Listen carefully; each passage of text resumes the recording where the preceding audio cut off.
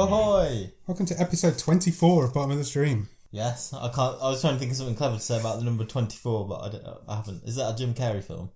That's a Kiefer Sutherland TV show. Yeah, that's true. No, the number 23 is the I Jim missed it Carrey by a film. week. You missed it by a week. I only watched the first series of 24. Really? Yeah, I never went any further than that. Oh, it's good. You should. Should I?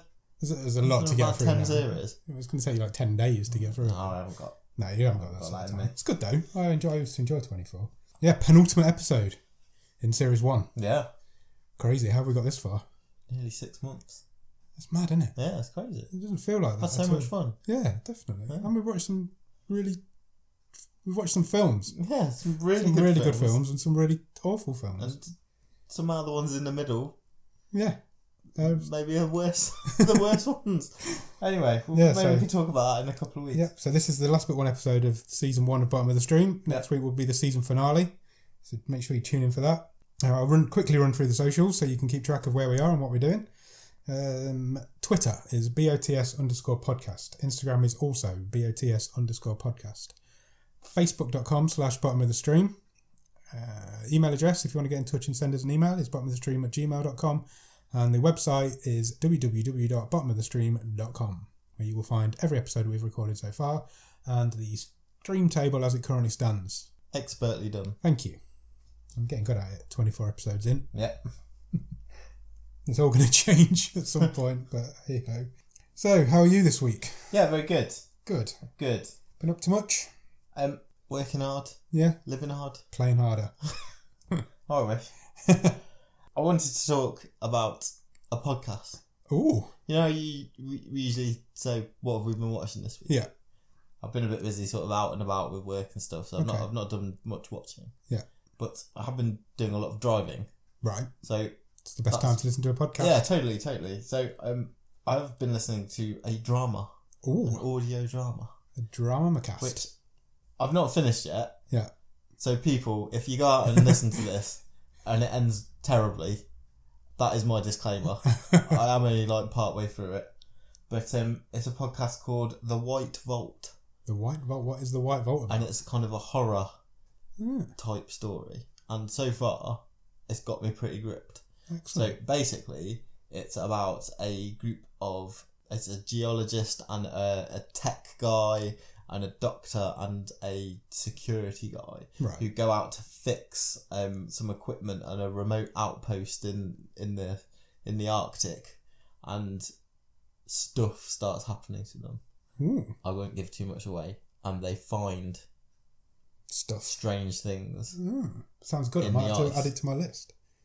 And there's, like I say, I'm only part way through, but there's 2 seasons, and I've been really impressed so far. How many episodes? It's got me hooked. 10 in each season. Excellent. How long? One episode? 25 to 40 minutes. Handy. That's a commute. I'll take that. So yeah, check it out. I will check that out. Add that to my list. See what you think. The White Vault. The White Vault. I'll check it out. Excellent. It's blooming warm in here again tonight. Yeah. This boat is hot. It's been a good summer for heat. Yeah. If you Not so much for recording sitting podcasts. in podcast recording booths, sweating balls. How about you? You got anything? No. Okay. Not really. Just been living my life as you do. I've got a bit of a game. Do you want to play that? I've also got a game. You do your game then, and I'll do mine next week. Mine's season finale worth. Oh, sure. Yeah. Mine's connected to this film. Definitely then. We're not doing it any other week, are we? Yeah, we'll postpone mine. Okay. That's a teaser for next week's episode. I'm going to play a game. Alright, I'll see your game and I'll look for you. So, give me a game. What I like your game. Firstly, let's just give a bit of a premise of this film we're looking at this week. Intro premise, I like it. Yeah. So, do you want to... Yeah, Win It All is the film we're looking at this week. It is a comedy, and it's about a man who gets left a duffel bag of stuff by a guy who's about to head to prison. Yeah. He asks him to look after it, and the temptation to look inside it is too much. There's a lot of money in there, and he spends it. Good setup. Yeah, really good setup. Good premise. So, this film is directed by Joe Swanberg. Yeah. Who also co-wrote this film. Yeah. And he co-wrote it with Jake Johnson. Who is the main guy in this film. Who is the main star of this film. And my game is about other actors who wrote or co-wrote films. Okay.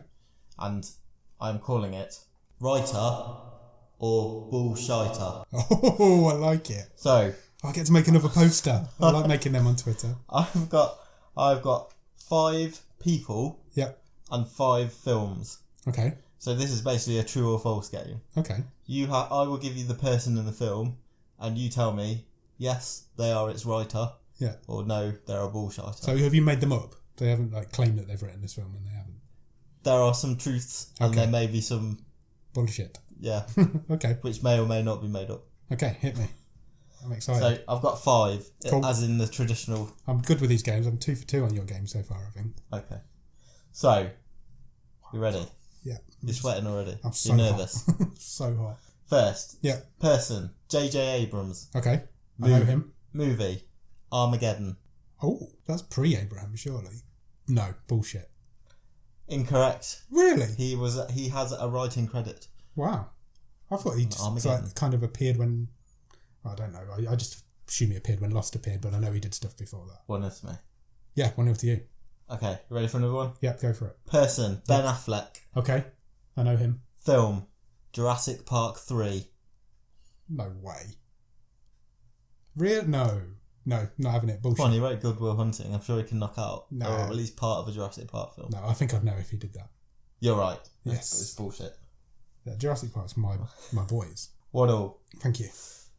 Where did you come up with Ben Affleck and Jurassic Park from? That's so random. I thought it might throw you. Go on. It has thrown you. Right, next one. Person, James Gunn. Okay, yeah. So famous for Guardians of the Galaxy, Sliver, movie. Scooby-Doo 2, Monsters Unleashed. Yeah. I'll give him that one. Correct. Yeah. He was the writer. Wow. 2-1 to you. Excellent. Next one. Go on. M. Night Shyamalan. Hates that man with a living passion. Yeah. Movie. It's got to be shit, otherwise he didn't write it. Stuart Little. No. Stuart Little's a great film. He did not write it. M. Night Shyamalan has a writing credit on No Stuart way. Little. But there's not a crazy unnecessary twist in Stuart Little. Oh, it turns out he's not really a mouse. There you go. 2-2. Man. Right, 2-2. Right, this is crunch time then. Okay. Last one. Steve Guttenberg is the person. Okay. The movie is The Hangover. Wow. I can see it, but I'm not sure. It seems a bit random that you would make it up. Yeah, I would say yes, he did. Steve Guttenberg did not have a writing credit on The Hangover. Damn it. So who won? You won. Bullshit. Yes, 3. You got 3 wrong, 2 right. Damn it. So that's my first loss in one of your games, I think. Close. Good effort. That was good. I enjoyed that. Good effort. Anyway, we should probably... Win it all. Let's start talking about Win It All.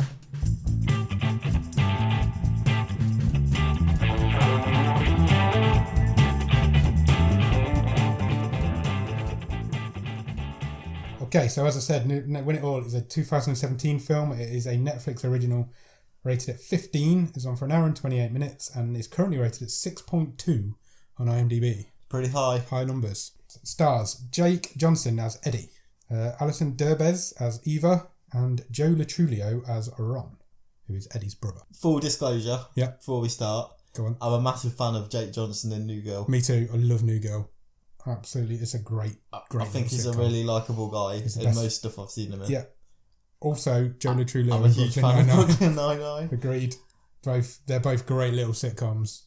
So before this has started, it's good stuff. I'm quite hopeful. You're excited. I was as well. I was like, I'm looking forward to this one. As you said, it's directed by Joe Swanberg and was written by Joe Swanberg and Jake Johnson.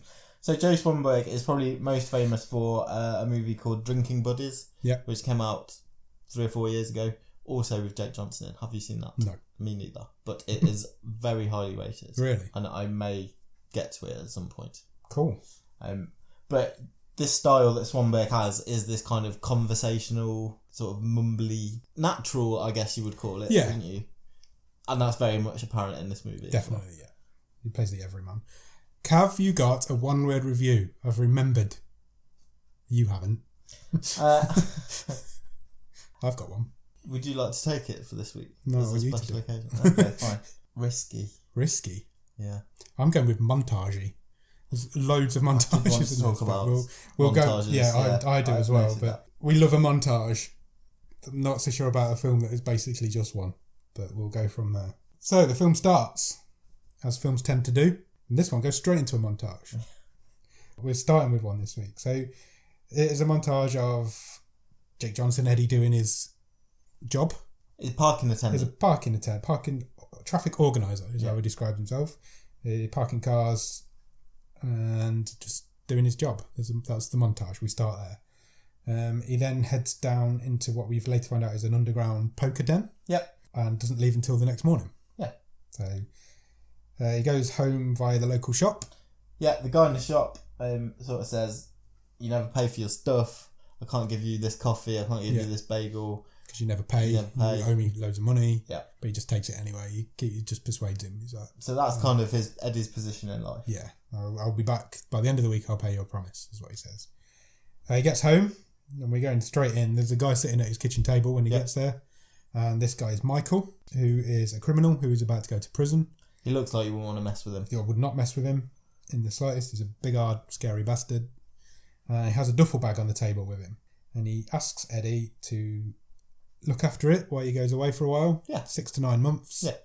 And if he does that, and the bag is intact when he gets back, there's 10 grand in it for you. Yeah. You can have $10,000. So obviously, down on his luck, Eddie jumps at this chance. Yeah. This is an easy 10 grand.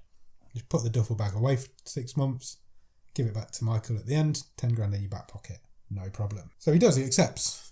Yeah. Job done, happy days. He takes a phone call from his brother, Ron, who sort of says, we never see you, we're worried about you, what you're doing with your life, come around for dinner.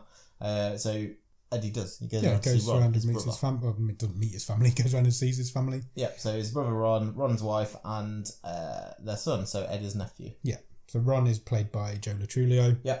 Couldn't get past him with a beard. No, bit strange and bit too straight as well. It was the straight man, wasn't it? Compared to playing Boyle in Brooklyn Nine-Nine. Yeah. Yeah, it was an odd... It took me a while to get used to. Yeah, I agree. It's hard. And we get a bit more background here, and they have a conversation over the table. So basically, Eddie has turned down several times, and he does so again here, the opportunity to join the family business. Yeah. Which Ron is running. So it used to be their dad's. Yeah. And it's basically a landscape gardening business. Yeah, it's gardeners, aren't they? Eddie just says it's not what he wants. Yeah. It's not who he is. Not what he wants to be. He's happy getting up at 7 a.m. After. Or going to bed at 7 a.m. Yeah, and getting up after midday. Yeah. And playing poker and bumming around and living his life. Living his best life. They eventually go out and have a bit of a smoke, get a bit high together. And he goes home. Eddie goes back to the house. And the bag's sitting on the table still. So he can't really resist it. He wants to have a look inside. He opens it. He does. So it's a bit like Jumanji. Because it's like calling him and there's drums playing in the background. It was a very Jumanji moment, I thought. It's also a bit like Mary Poppins' bag. Yeah. Because he takes quite a bit of stuff out of it. He does, yeah. So he opens it up. The first thing he pulls out is some rope that's tied in a noose. In a noose, yeah. Yeah. Bit ominous. Bit ominous, yeah. Then a mallet comes out. Yeah. And then a crap load of cable ties. A lot of cable ties. And then a buttload of money. And some more money. A lot of money. And all the way he's sort of saying, oh dear. Yeah. Very unconvincing. All the way through, yeah. Oh dear. Oh no.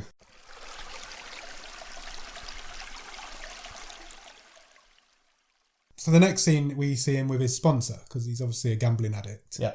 Because of these poker dens he goes to. And he's come up with a plan. So his sponsor's played by Keegan-Michael Key, who you may famously know from the comedy duo Key and Peele. Yeah. Did you ever watch Fargo, the TV series? Yeah, I watched the first series. Yeah, they were both in that. They were really good. They were good in that. Yeah, so Jordan Peele's done a little bit better than him, I would have thought. They both pop up and stuff. Yeah, but yeah, obviously Jordan Peele is turned into a famous of the moment. Director, yeah. Hollywood's darling at the minute, isn't it? Yeah. So they meet in the diner. Yeah. And he's come up with a plan. Eddie's got this plan. Yeah, and he tells Gene what it is. Yeah. So Eddie essentially wants to take $500 only from the bag.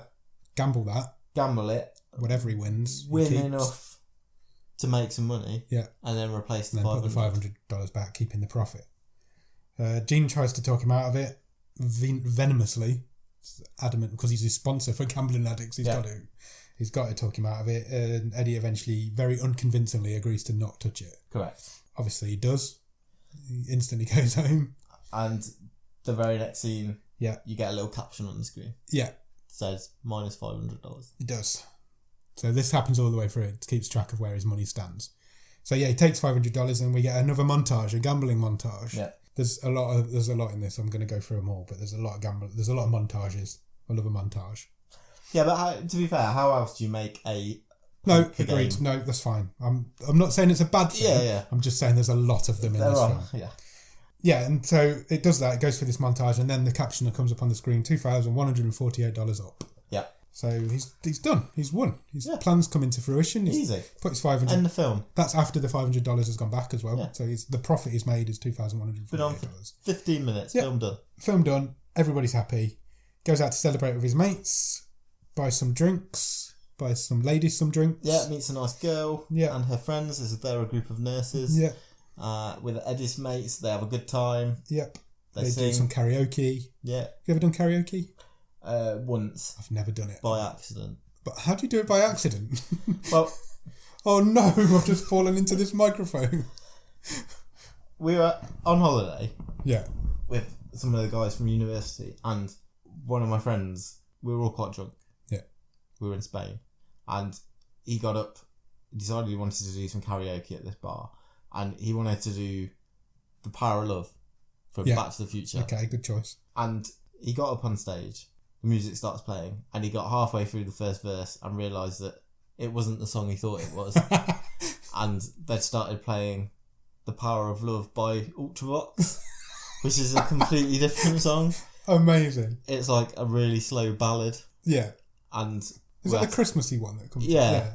You know, The Power of Love, A Voice from Above. That's brilliant, yeah. It's really depressing. Yeah, it is. It's that proper depressing Christmas song. So we all felt really sorry for him. Just let him go for 30 seconds and then all got up and sort of... Okay, so it was like a group effort. Yeah. So you've never done it on your own? No. No, not I'd quite like to give it a go. Maybe we should do it. Yeah. We should get some people together and go to a karaoke booth. Yeah. If you're people that hang around with us and you're listening, that's what we want to do, please. Not that people we know listen to this. Yeah, so they go and they have this fun night and he meets this girl who is Eva. Yeah. She's a nurse and he decides to walk her home. And he does. It's sweet, isn't it? Yeah, he does. There's no connotations to it. He just walks her to her door. Doesn't even go up the garden path. Just leaves. They have They have a really sweet conversation about, because they want to see each other again. They're about to swap telephone numbers, and he sort of says, "Oh, just look, I'll see you. I'd really like to see you again, but please It's got to be lunch or later. Yeah, I don't do mornings. Yeah, because she's a nurse. And then she says, "Well, actually, morning's the only time I can do. Really, I'm on shift." Yeah, so they agreed to go for breakfast. It was quite sweet. It was. Yeah. They agreed to go to breakfast at 7:30 in the morning. Yeah, so he likes her that much. He's willing prepared to get up in the morning. Yeah. The caption again comes up on the screen after that night out, and it says up $1,795. So he spent a bit of money on that night out. Yeah, $200-ish. Fine, still up. Still up, doesn't matter. Not a problem. And then he goes horse racing.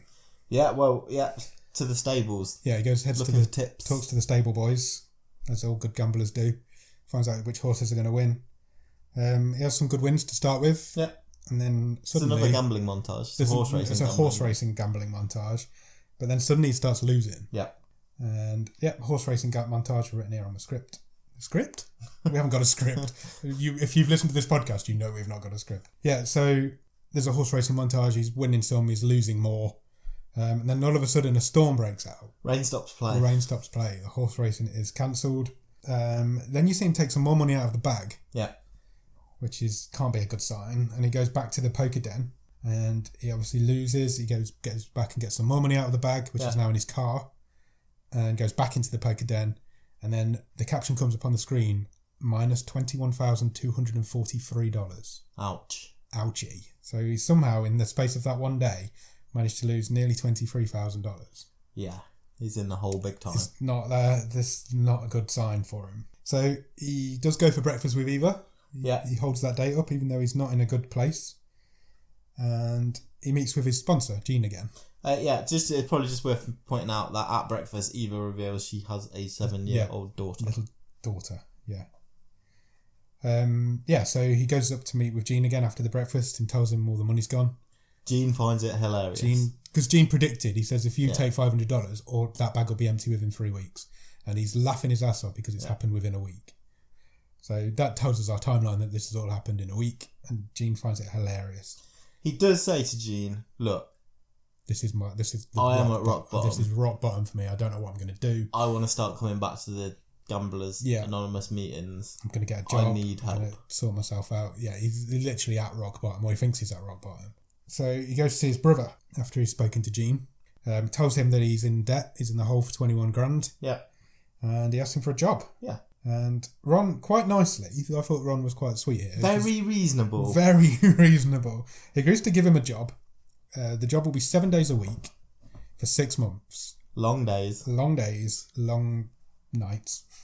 I found a old dark tower there. Yeah, no screw-ups allowed. If he does that and he pays off all of his wages off the debt as much as he can, Ron will pay off the rest of it at the end of the 6 months, which is perfect because that's when the guy's getting out of prison. That's going to work out fine. All he's got to do is stick to this job for 6 months. Yeah. The problem goes away. Then you get a gardening montage. A gardening montage. Gardening montage. He goes to a meeting, goes to an AA meeting. No, Gamblers Anonymous meeting. GA meeting. Yeah. Goes bowling with Eva. Yeah. He's getting his life on track. And he's having fun. He's having fun. He's being an adult. It's finding it difficult to get up in the mornings. Yeah. Before the sun's up. And the other gardeners sort of take the piss out of him because he nods off at lunch. Yeah. But it's all a bit montagey again. There's no real scenes going on here. No. It's all just little flashes of what's going on in his life. The figure comes up on the screen again, minus 19,820. Yeah. So he's paid off some of it. Couple of grand. It goes back to the man in the shop, pays him off. Gets a bonus from Ron, couple of $100. Goes dancing with Eva. This is all filler. Do you know what I like though? There was some nice touches in this. I really like the soundtrack in this movie. Yeah, it's got a good soundtrack. When he goes back to the guy in the corner shop, did you notice what song was playing? No. So it was My Name Is by Eminem. Oh, was it? And he walks into the shop and he picks up the coffee or whatever and he gives the guy the money and the shopkeep gives him a hug and he says, oh, thank you, John, or whatever. And Eddie says, my name is Eddie. I hadn't spotted that. But it was nice. That is good. Yeah, I like that. A nice little touch. I'm going to admit though at this point it's losing me a little bit. Really strong start. Nothing's happened for like 20 minutes now. It's just little brief flashes of what's going on in his life.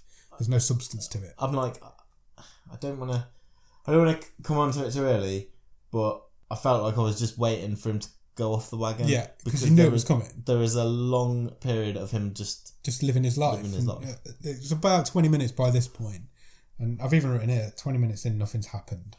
So it goes into a lot of detail, so which I'm going to just skim over. But he leaves the bar early instead of staying with his mates till closing time. He goes to yet more GA meetings. Yeah, he takes Eva home, but she won't let him in, and takes her on a date. He's fine with that. He starts building a relationship with Ron. He tells Ron that he's falling for Eva. It's all happening, but nothing's happening. You know what I mean? It's like they're telling this story, but there's no substance to it. She takes him to a Mexican mariachi band, and they dance, and it's all fine. Yeah. So he sits down with Ron, and he tells him that he thinks he's falling for Eva. She's the one that's going to change him. But Ron doesn't take it very well. He tells him to be careful, and he says, "I've heard all this before," which Eddie really didn't want to hear. He's like, this is genuine, but Ron doesn't believe it because obviously he's heard it before. So Ron says, well, let me meet her. Let me see what she's all about and we'll have dinner together. Yeah. I thought those two had quite good chemistry. Yeah. I'll give you that. Yeah. Jake Johnson and Joe Latrulio. I didn't have an issue with how anyone played their roles in this film. No. But there's a real chemistry between those two. Yeah. I really like their relationship. So they go for dinner. Well, they go to Ron's house for dinner. There's a really nice scene where they're just about to walk in and Eddie says to Eva exactly what Ron's going to say when he gets there because he's quite predictable. He's a businessman. And he comes out and he does exactly what Eddie said he was going to do. I thought that was quite falls about laughing. Yeah. And the family love her. Yeah. And they think she's amazing. Yeah, it all goes well. She's amazing. She's a nice woman. She's got a nice life. She's got a good job. They get back in the car afterwards and she says, we've got an hour until the kid comes home with my mum. Because she lives with her mum and her daughter. And so he speeds off because he knows what he's getting. What are they doing? They're doing the naughty. Yeah. Not said that for a while, have you? I haven't, no. We haven't had any naughty scenes for a while. I've written on here, they have the sex. Okay. I don't know why I've written that. Brilliant. But he doesn't stay. He wakes up the next morning in his own bed. Yeah. Because he has about 20 alarm clocks 20 alarm clocks going off to get him out of bed because he's not used to getting up in the mornings for work. And his phone's going. And his phone's ringing. Yeah. It's not just the alarm, it's actually ringing. And he's got a call, one of these automated voices comes on saying you have a collect call from a prison. And it is Michael. Yeah. And he's getting out. He's getting out in a week. Yeah, good behaviour. So he hasn't got 6 months anymore. No. He's got 8 days. He's got 8 days and shit is about to hit the fan. So he goes to see Ron. Yeah, he's panicking. Eddie is panicking. Yeah. He blatantly outright asks Ron for the money. Yeah. And they have a big argument and Ron says no. Ron says, no, you're only 6 weeks into this agreement. Yeah. We said after 6 months. Yeah. Ron obviously doesn't know what's going on. He doesn't know why he wants the money. He just thinks he's in debt again. So no, he says, no, I'm not bailing you out anymore.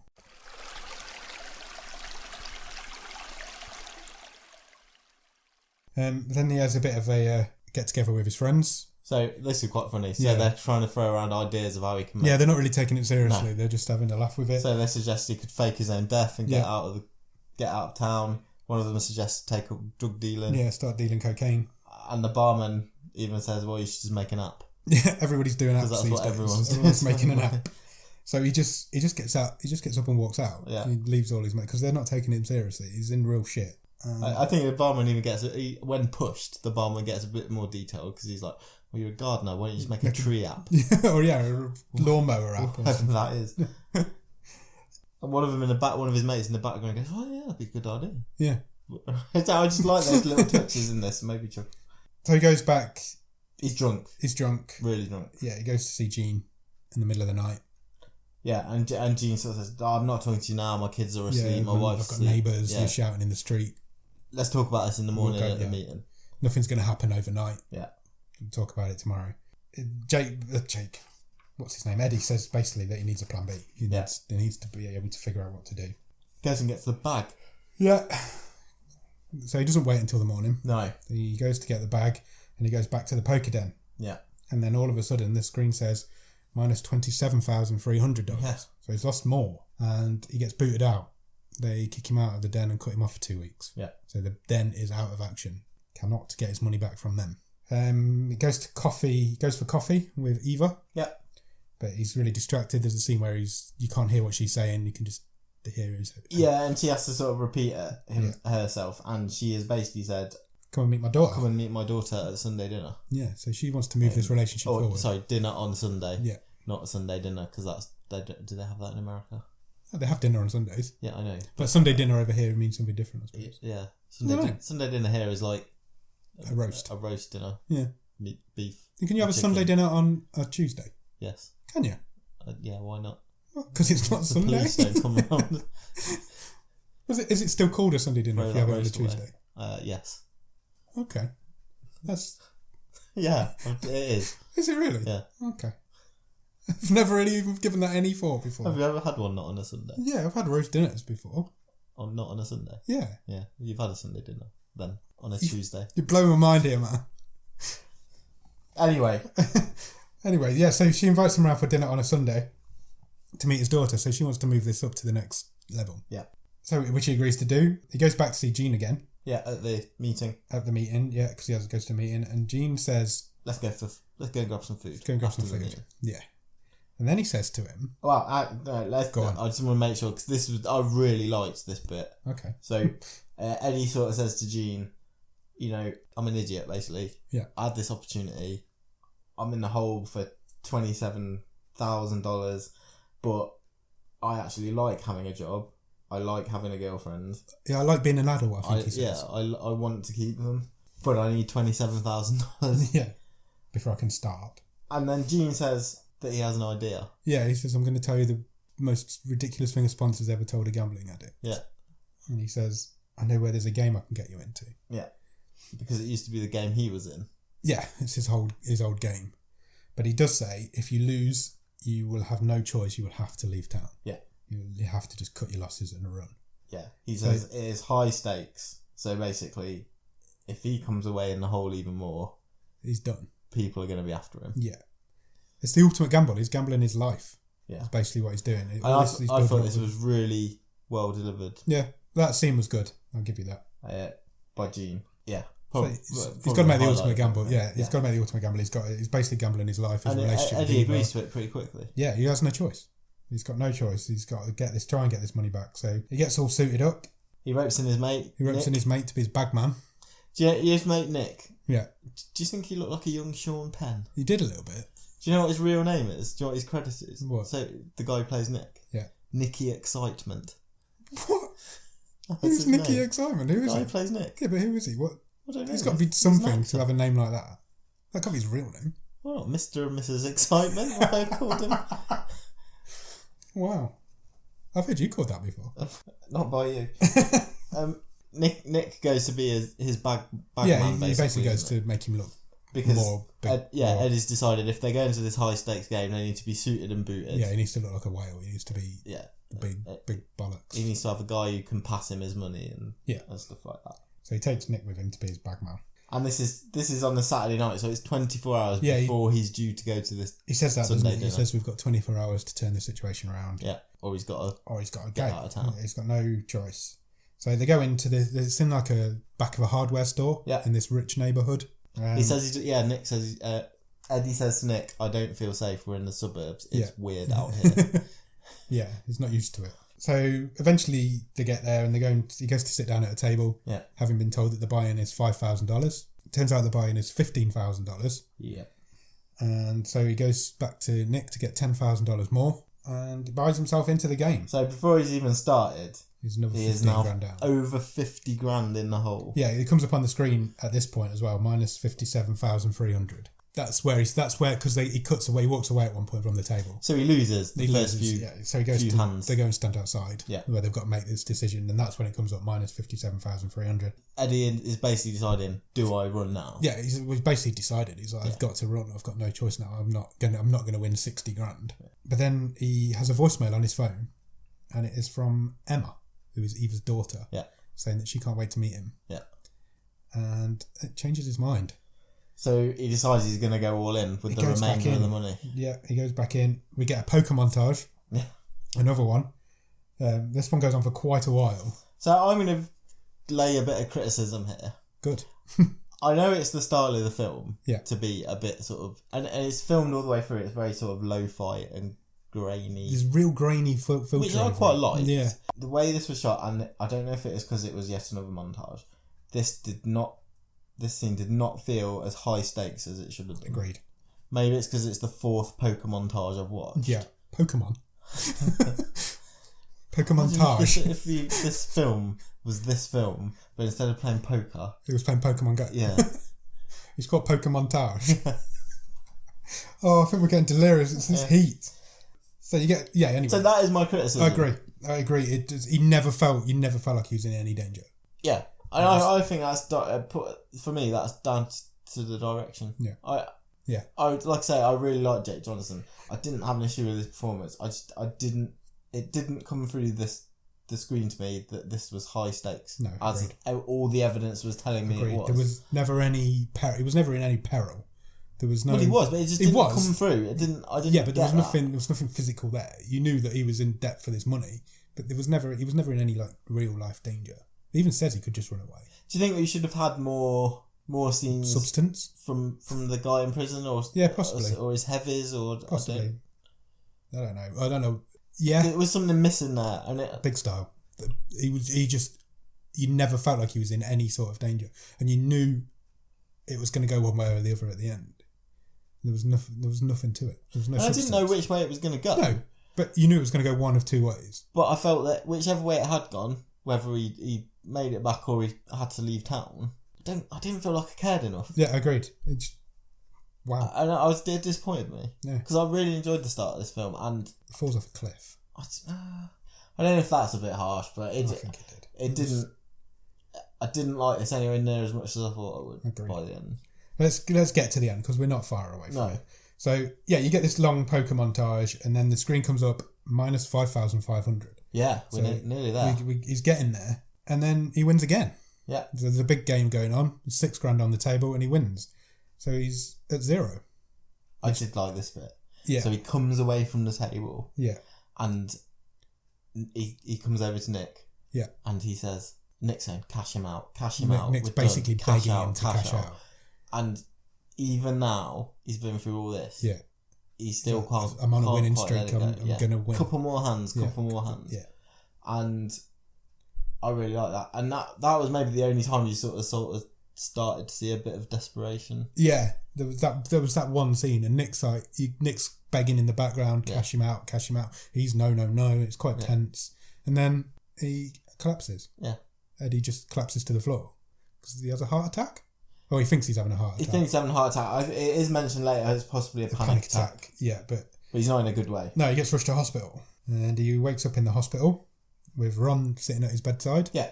And he's guilty. He feels guilty straight away, Eddie. So he sort of says to Ron, "This isn't what it looks like. I was gambling, but I was doing it for a reason. Yeah. Just it's done. I don't want to lose my job. I like working for you. I like my girlfriend." Yeah. Ron tells him not to worry about it. And they kind of make up a little bit.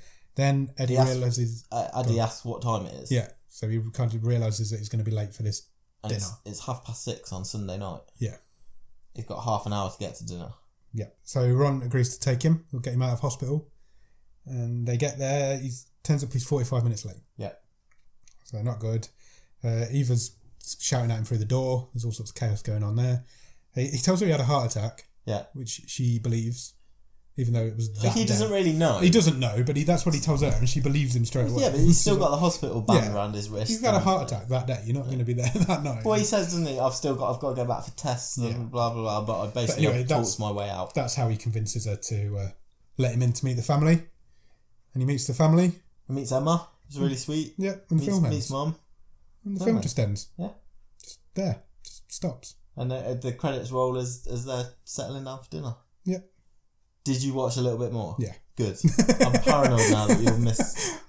So am I, and that's why I watch credits now until the trailer for the next thing comes on. Yeah. Netflix cuts them off. Yeah. So there is a post-credit scene of Michael and one of his goons who's out of prison now counting the money, and they've counted it a couple of times, and he's £400 over. Yeah. So gambling's a good thing. That works.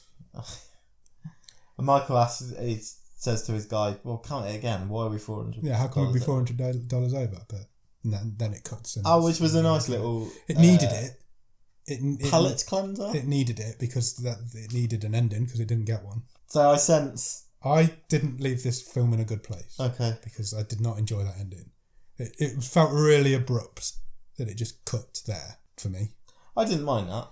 It ended there. I didn't because you weren't going to get a resolution other than this relationship is a work in progress between them. It wasn't that though. I wanted to know what happened with the money, and I know I got that in that post-credit scene, but I wanted more of that. Okay. I was happy with how their relationship ended, or him and Eva and Eddie. My main gripe with this film is that it's considered as a comedy. It has got two great comedy actors in it, and it is not funny. It's not a comedy film. I would say it's more. It's going for more sweet than laugh out loud. There's no jokes in it. Not really. When you see those two guys on a cast list, just from who they are, you're gonna think I'm gonna get a silly comedy. Yeah, that's exactly what I thought I was getting. Yeah, it's not that, and I didn't get that. And so why cast people like that if you're not going to do that sort of film? But the humour is in the relationships, isn't it? It's in the. I didn't get any humour out of it. I'm not saying. I've got to try and defend it a bit. I didn't think. I didn't hate it. What I'm saying is. What I'm saying is, the humour's in what they're going for is the humour being in the relationship. So it's when Eddie is talking to his mates in the pub. It's trying to do that sort of. These are just normal everyday people talking about normal everyday things. Do you think this film's a comedy more than anything else? It's not a drama. I don't think it's a drama because it's not. I've just spent 5 minutes saying how I don't think it's dramatic enough or high stakes enough. It isn't dramatic at all, but it isn't funny. There's nothing funny. I didn't laugh once in it. I genuinely don't think it's a comedy film. But this is going for that sort of like Little Miss Sunshine, Garden State type sweet. They comedies, you know what I mean? Yeah, but that's the sort of thing. That's the sort of film it wants to be. I don't think it knows what it wants to be. Okay. I genuinely don't. You casting people. Those two guys are known as zany comedy characters. Comedy character, and then why I understand why Jake Johnson's casting it. Obviously, he wrote it. I just don't. It's not a him film. Yeah, he's not turning up to play Nick from. No, I know he's not. But I get that. But like I said a minute ago, if you see those two guys on a cast, anybody who goes to watch this film sees those two guys on this cast list, they know what they think they're getting, and they're not getting. And whether I've typecast them both or not. But you get like I already mentioned Little Miss Sunshine. There's loads of stuff that like Steve Carell's done where he's doing this sort of like not wacky stuff, but then subtle. But then the film's billed as a comedy. Yeah. So it's a comedy more than it's anything else. I don't think more than it's anything else. What is it more than a comedy then? It's nothing. It's not a drama. It's nothing. It's nothing. It isn't about anything. It's not funny. It's not dramatic. I just really didn't like it. Okay. I just really didn't. I was expecting to really enjoy it because of that cast, and I didn't. I wasn't as down on it as you. I was disappointed in it. I didn't like the ending. It wasn't ending. what I expected, but I pretty quickly got into this is what it is. Yeah, but even then, it wasn't that. There's too much of. There's a great big chunk in the middle of it when nothing happens. Yeah, no, that's fair. And then there's never any peril. You always know he's going to come out of it one way or the other. There's just no story there.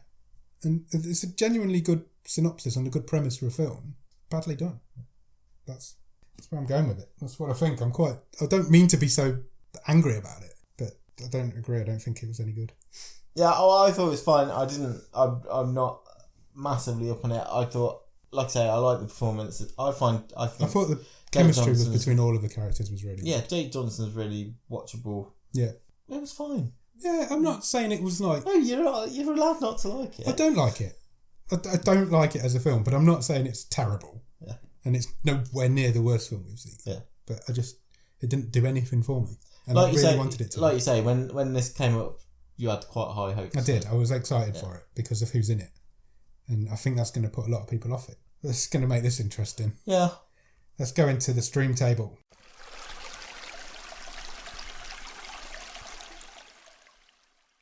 It's the last but one film that's going in this stream table. Yeah. So, where's it going? I think we're going to be miles apart on this. Yeah, there's one film in here which this I think is similar to. Yeah. And in hindsight, we'll talk about this more in a couple of weeks, I think we may have rated it a bit highly. Okay. And I think I know what you mean. Are we talking when we first met? No. Oh, okay. What are you talking about? Higher than that. Oh. I thought this was similar to going way back. I Think We're Alone Now, the Peter Dinklage. Okay. In that it had that similar sort of vibe, sort of lo-fi, low man. Not too much was happening. Yeah. So I'd be tempted to put it around there, but I didn't enjoy it more than Don't Kill It, which is the next one down. So I'd be tempted to put this 11th. After Don't Kill It? Yeah. Oh, wow. I want to put this in 14th. Right, okay. Because, yeah, I do. I think Wish Upon... I know you really didn't like Wish Upon. No. But I think it's better than that. Okay. I think Wish Upon has more of a story to it. It's not a good film, don't get me wrong. It's just, Bottom of the World is above Wish Upon is better. When We First Met is definitely better because they're very similar films. It's Netflix original, family-friendly comedy. Yeah, they're two comedies. Don't Kill It is definitely better. They're two comedies that are nothing like each other. Yeah, they are, yeah. Right, I will give you a counter offer. Okay. Don't Kill It is definitely better. It has to go below Don't Kill It. Yeah, fine. I'm not having it that this is worse than Wish Upon. Wow. But I would drop it down to just above that. So you're willing to go to... So I would give up 3 places. Okay, well, I'm going to have to accept that, aren't I? So it goes between... Because I really didn't like Wish Upon. No, you didn't. So it goes between Bottom of the World and Wish Upon. Yeah. I'd in 13th. I would concede a couple of places to it for it. Okay. So it was 13th. Halfway down the list. Yeah. I think that's fair. I mean, fair. I'd like it to be slightly lower, but we're going to have to come to... This is why we're changing. This is why we're ending the stream table, because it's too difficult. It's too long. It's too long. There's too many films in it. It's just about manageable. Yeah. Okay, so we're putting it in 13th. Yeah? Yes. Yes. Just below... Between Bottom of the World and Wish Upon. Yeah. I think that's fair. I genuinely do. Okay. Deal. You're not happy. I can see your anger. No, that's fine. I'd have had it a couple higher, but this is more of a me film than a you film. Yeah. It is. Yeah, it is. Which is disappointing because I don't do comedies like you say, but there are certain people in comedy that I enjoy. Yeah. And I would say both of those people are people I enjoy. But they weren't funny enough. But it was a bit below what I was hoping. I was hoping it'd be a lot higher. Okay, so 13th. Yeah. Which leaves us with one last job. Yeah. We have to pick the final film of season 1. Yeah. Because next week is the finale. Are we ready? Yeah, let's do it. Okie dokie. I'm going to make the noise. Oh, it's exciting. It's the last one. Yeah. It's the last one of season 1. We're going into the difficult second season. We don't turn out like heroes. Oh, that was a terrible second season. Garbage. Right. Here is the noise for your final film of season 1 of Bottom of the Stream. The Lazarus Effect. I have no idea what that is. Nor do I. Let's have a look. I'm Googling. Okay, The Lazarus Effect is a 2015 film. It's a 15. It's on for an hour and 23 minutes. And is a horror mystery sci-fi film. Okay. According to IMDb. Spread that net wide. The synopsis says, a group of medical researchers discover a way to bring dead patients back to life. Okay. Interesting. Do you want to watch the trailer? Yeah.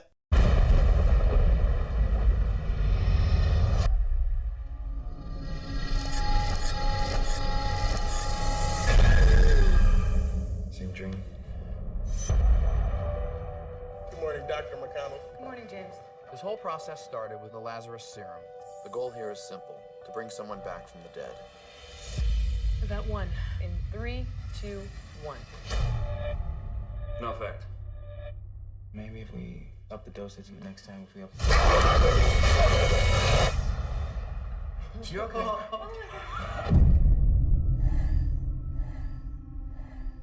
You are playing God with a bunch of dead animals. If we're going to be asking big questions, we have to be ready for the answers.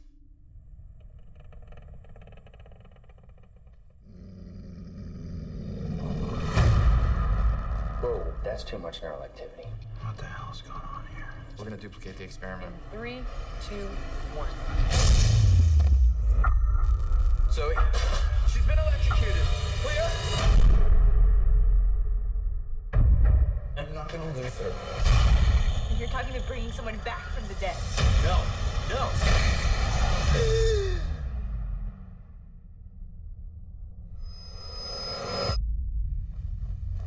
Hey, sweetheart, it's me. Did I just die? You okay? I think something's wrong. You've just been through a traumatic experience. You need to let your body heal. What? It's not Zoe in there. I went somewhere. That was a dream. It was hell.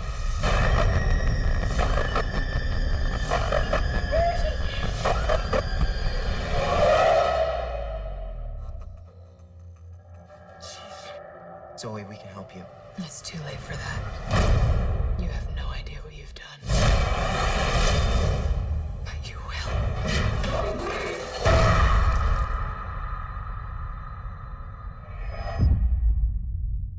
Yeah. Well, we said a few weeks ago we want to try and find a good horror film as like a sub search on Bottom of the Stream. Do you think we'll find one there? It looks alright. The jury's out. Let's see. I hope so. Yeah, so do I. So, yeah, next week is, as we've said, the season finale of Bottom of the Stream. So make sure you tune in and see how this whole stream table ends up. Cheers. Thanks. Bye.